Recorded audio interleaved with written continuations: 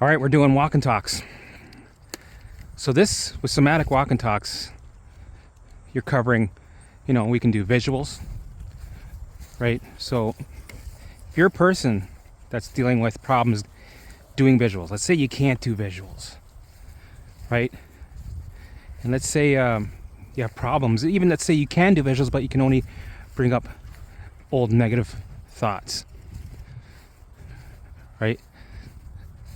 And you're just not able to do visuals yet. That's fine. What we can do is we can do walk and talks, right? With walk and talk, you can just talk about anything. Talk about what you're going to do that day, what you're going to do that week. Talk to your future self, to your higher self, to an imaginary friend. Just talk to yourself, right? You can talk about anything.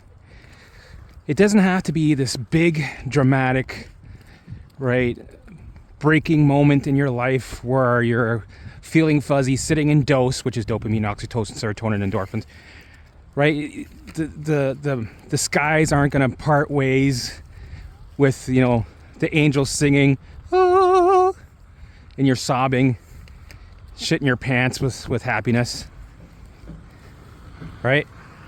It doesn't have to be like that to send messages of safety. You could be talking about changing a tire and you're sending a message of safety. That's all you need to do. You can have a walking commentary, right, with yourself or your higher self. Let's make it our higher self for today, right? Talk about the things you're going to do that day, the things you're going to do in the future, right? And then this will work to bring your baseline down. And eventually, in time, the more you've brought your baseline down, you've released some of those allostatic loads, the 747s that you've been pulling around most of your life, right? Once you release those and turn off alarms, your prefrontal cortex will start to open up. That gate will start to open up.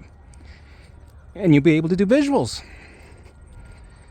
And visuals that you can sit in and feel good, right? You'll be sitting in the dose. But if you can't do it now, that's okay. There's other things you can do, right? You implement these methods the best that you can. There's always ways that we can implement these methods, right? You start where you're at. You figure it out. You make it work. So if you can't do visuals, that's fine. You'll do walk and talks. So with walking and talking, we can talk about what we're doing that day. Come on, what we're doing that week. Things that you want to do in the future, traveling, if you're building a business, right? What's the business name? What are you going to do? How much are you going to make the first month that you launch your business? Do some calculations, right? And you can talk about this. Get your phone, just like we do visuals in the car, like your 1 hour visuals. Get your phone, press record, right? You can put it in your pocket and start doing walk and talks. Same way. When you speak it out, it keeps you accountable, right? It just hits different than if you're not to speak it out. That's why I use a phone. That's why I press record, put it in my pocket, and then off I go. So I was doing walk and talks and visuals. So in the morning, I would do my 1 hour visuals, right? I still do them. 4 years later, I do my 1 hour visuals, right? And then I go for my walks. I was usually averaging about 10 kilometers a day. So this is something that you can do in place of your 1 hour visuals if you're having problems. Or like me, I did my 1 hour in my truck in the morning, or my car at that time. And then when I went on my walks, I did walk and talks, right? It's like a meeting with yourself, right? You have a meeting with yourself. You talk about what you got to do that day, what you're going to do that week, what you're going to do in the future. You have a conversation with your future self, your higher self. And while we're doing this, if there's any thoughts, feelings, or symptoms that are coming up, we allow them to be there, right? We sit in the fear. You become a curious observer. Where is it sitting? You have a pain in your gut, stabbing pain or shoulder pain? All right, well, let's sit with it. Let's allow it to be there. Acknowledge the alarm. Let it do its thing. right? And then we engage. Also, throughout our walk, we ask ourselves, am I resisting? So we're doing a lot of things here with the walk and talks where we can do visualizations, have a conversation with yourself. It's a running commentary, right? You're sitting in dose, you're pulling down the baseline, you're allowing and engaging, you're acknowledging symptoms, feelings, thoughts, letting them to do their thing, right? Sitting in it, allowing it, not resisting it, not distracting from it, letting it do its thing, and then engaging.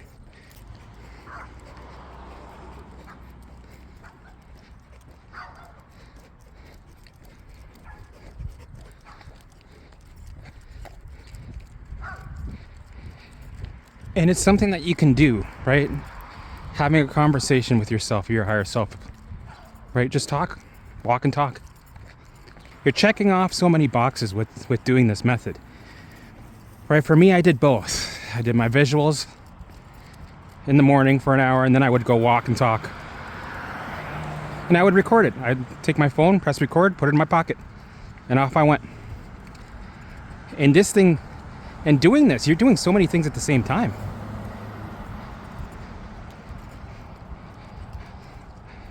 And anybody can do it. If you can talk and you can walk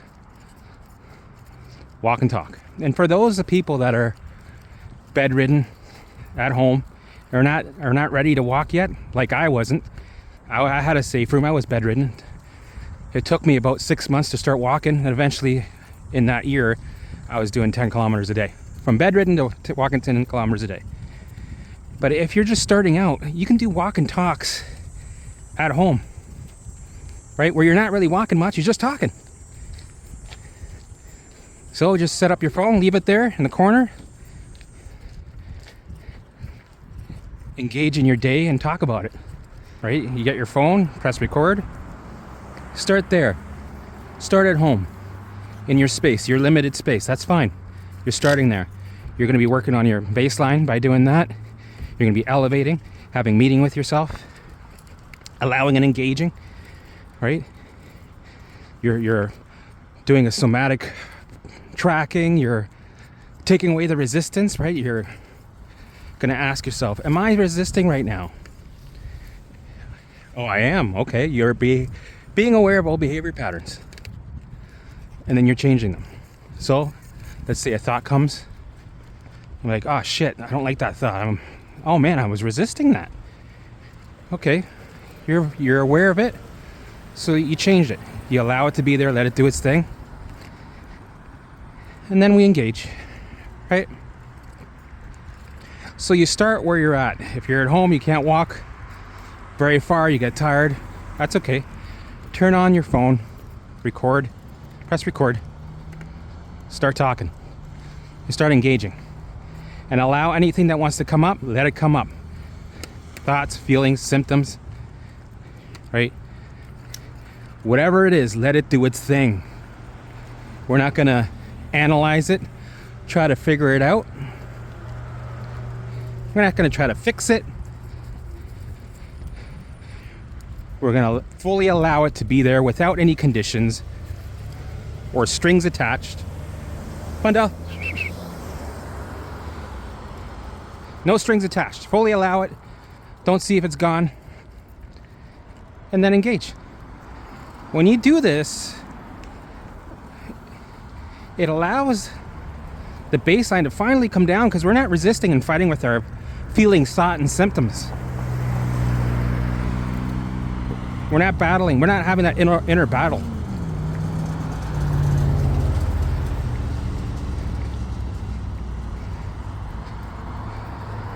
It's that inner resistance that we have that starts to push up the alarm system, the baseline. When the baseline goes up, guess what? They start putting out the barbed wire. The troops are ready to go. It starts sending out alarms, mayday, mayday. And that's what we don't like. We don't like the alarms, right? Alarms are form, they manifest as symptoms, thoughts, feelings. It's the same thing. Mental alarms and physical alarms are the same thing. No difference. They are just alarms. So our goal is to not fan the fire and pour gas on it. Our goal is to let it die out. So the way you do it is by allowing it to do its thing. Let the old program run and do its thing. Because when you're introducing a new program, right? Because we want to be in rest and digest. We're upgrading our software. We're changing our state from survival to rest and digest, from dis-ease to ease and right? That's what we want. But when you do that, when you open that door, you're still feeling that old program. You're still gonna feel like shit. You're still gonna be triggered. Actually, you're gonna feel worse because the brain's gonna resist. It's gonna pull back, and you're gonna feel that in forms of symptoms and thoughts and feelings. At the bare minimum, when a feeling, thought, or symptom pops up, if you give it nothing, come on, let's go. Right? If you sit in a danger, allow it to be there. Give it nothing, zero. You surrender to it, lean into it, allow it to be there, and then you engage. That right there is enough to send a message of safety compared to ruminating, analyzing, trying to figure out, catastrophizing, freaking out. Because when you freak out, you're communicating to the brain, because you have a communication feedback loop, that the alarm that it sent was correct to keep sending it because we are in danger, that the perceived danger was correct. So keep that alarm on. So it will.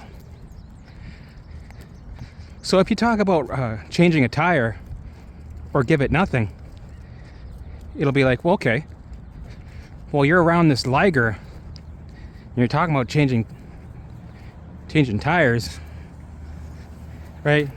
You're neutral to this. So maybe, maybe we're not in a danger alarm right now. I'll turn that alarm off. Right? We're not resisting it. We're taking away the resistance. We're allowing it. So that alone sends messages of safety. All right, guys, let's go back. It's getting a little hot. Come on. So I'm going to start doing these more often, where I do walk and talks. We'll be allowing and engaging, exposing ourselves, processing thoughts and fears, doing exposure, feeling the feelings, engaging, doing a little bit of elevating, sitting in the dose. We're hitting a ton of boxes at the same time. So, wherever you're at, do the walk and talk, or engage and talk, and record it on your phone.